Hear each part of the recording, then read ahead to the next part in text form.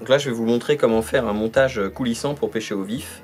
Donc pour pêcher au vif avec un calamar, pour pêcher au vif avec un poisson vivant, que ce soit une petite orphie ou alors une petite oblade, un petit mulet. Pour les pêches en mer de tout ce qui est poisson comme le denti de Méditerranée, ou alors ça peut être les très gros bars aussi en Manche, ou même les cérioles par exemple. Donc là, il y a deux nouveaux hameçons chez VMC qui sont le Red Dontex Front et Red Dontex Back. Donc comme leur nom l'indique, vous avez ce modèle-là, donc un œillet droit qui est fait pour avoir l'hameçon qui est derrière, et celui-là avec un œillet extérieur qui va être l'hameçon coulissant qui va permettre d'adapter la taille du vif. Alors déjà la première chose c'est qu'on va choisir un bas de ligne, donc là en l'occurrence je vais prendre du suffixe supérieur en 70 centièmes. 70 centièmes c'est à peu près ce qu'on utilise la plupart du temps pour des hameçons de cette taille là. Donc là je vais en prendre 2 ou 3 mètres. Donc là la longueur de bas de ligne elle va dépendre de la hauteur de votre franc-bord. Quand on est sur un semi-rigide on peut avoir un bas de ligne de 2 mètres, ça va suffire puisqu'on va arriver à prendre le bas de ligne très facilement puisqu'on est à proximité de l'eau.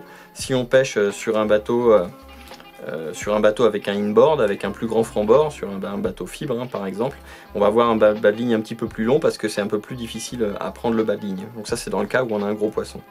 Donc là on va venir fixer les hameçons. Donc on va d'abord en prendre l'hameçon tracteur, donc qui est celui avec l'œillet extérieur. Donc on va passer sur le bas de ligne. Ensuite on va passer un petit morceau de gaine qui va venir protéger la ligature. Je passe aussi sur le bas de ligne.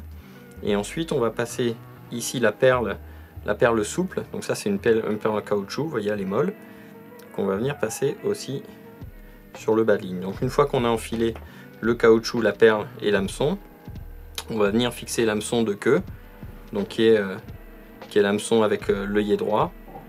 On le voit, hein, c'est un hameçon qui est légèrement ouvert, téflonné, avec de la résine. Éviter quand on utilise des petits bas de ligne qui viennent se abîmer le bas de ligne.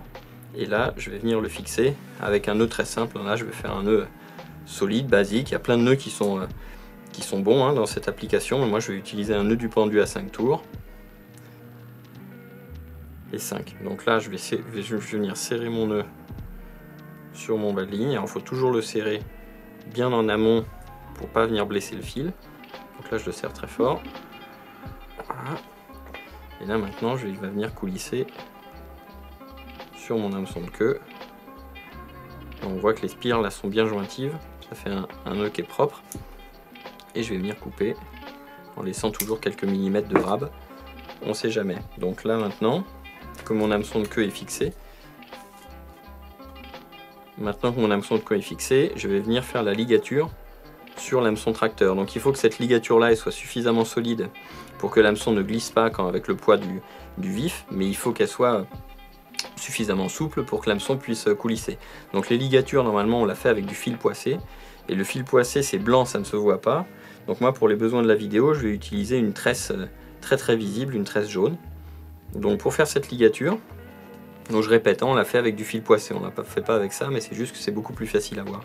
Donc là j'ai fait une petite boucle que je mets parallèle à la hampe de mon hameçon, et là j'ai un fil qui est court et j'en ai un autre qui est long. Celui qui est long c'est celui que je vais utiliser pour faire ma ligature.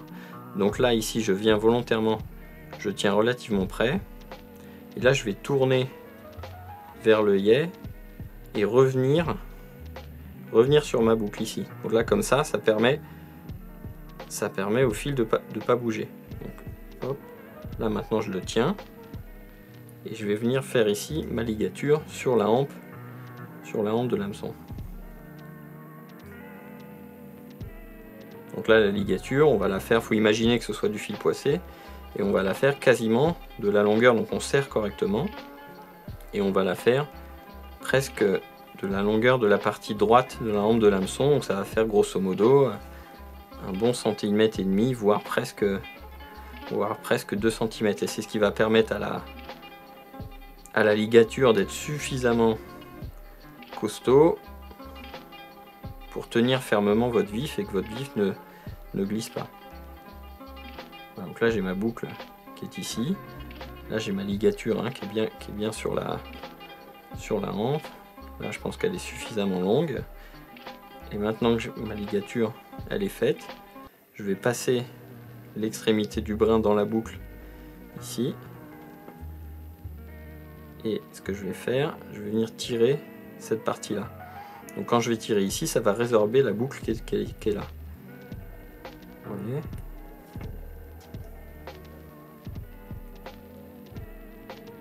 Voilà, donc là j'ai serré, donc là ma ligature elle est suffisamment serrée.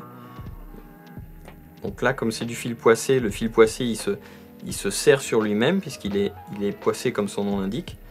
Donc il serre beaucoup plus que ma simple tresse. Donc là je vais venir le couper. Hop, je vais couper celui-là aussi. Bon, avec une paire de ciseaux ça aurait été plus pratique, mais ça fait l'affaire. Voilà, donc là ma ligature est faite. Donc là mon hameçon il glisse là. Bon là en l'occurrence il glisse même un peu trop facilement puisque c'est une simple ligature, mais je répète avec le fil poissé ce sera beaucoup mieux. Voilà, donc là j'ai donc ma ligature. Là j'ai mis une petite gaine en silicone. Alors les gaines en silicone c'est pas idéal, hein. Moi je préfère utiliser de la gaine thermo-rétractable qu'on va rétracter bien sûr à l'eau chaude, qu'on rétracte jamais au briquet parce que sinon on risque d'abîmer le bas de ligne. Bon là j'en ai pas, donc là c'est une petite gaine souple en silicone, donc on vient la passer sur la hampe de l'hameçon et là on la rentre, voilà, sur la ligature. Comme ça permet de bien venir protéger votre ligature. Et donc là le montage est pratiquement terminé. Pourquoi j'ai mis ici une perle en caoutchouc?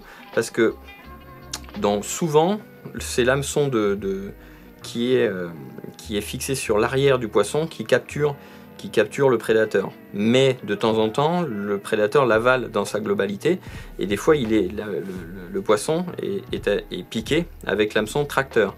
Donc l'hameçon tracteur, quand il va glisser, il va venir glisser et il va venir en buter ici contre le nœud. Si vous ne mettez pas cette perle en caoutchouc, le nœud ici va venir complètement arracher votre ligature et ça va vous flinguer votre montage, vous abîmer votre montage. Donc là l'intérêt avec la perle, c'est que la perle elle fait office d'amortisseur et ça va éviter au montage de s'abîmer. Ça c'est hyper important. Et ça évite aussi, si jamais vous faites un combat très long, si votre ligature s'arrache, ça évite que votre nœud ici vienne en buter contre l'œillet, parce que ça pourrait abîmer le nœud.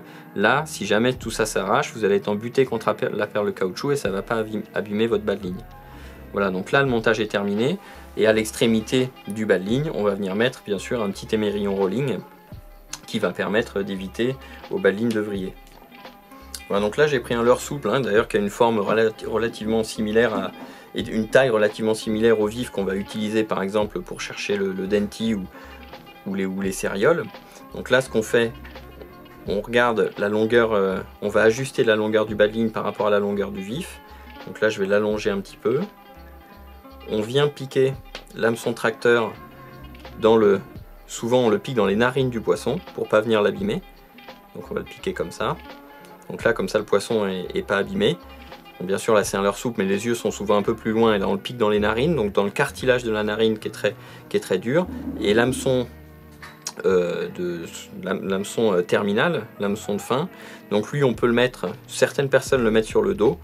Moi ce que je préfère, c'est ce qui marche le mieux, notamment sur les dentis qui attaquent souvent par le bas, c'est on vient le piquer dans l'anus et on le met juste sous la peau qui est derrière ici, et on vient le ressortir comme ça. Donc là le poisson est pas du tout abîmé, on touche aucun organe vital et par contre là si le poisson arrive de derrière il est capturé. Donc voilà comment va fonctionner un montage. Donc ici l'hameçon tracteur qui tracte le poisson et l'hameçon de cul ici l'hameçon terminal qui permet de venir piquer si le prédateur attaque de derrière.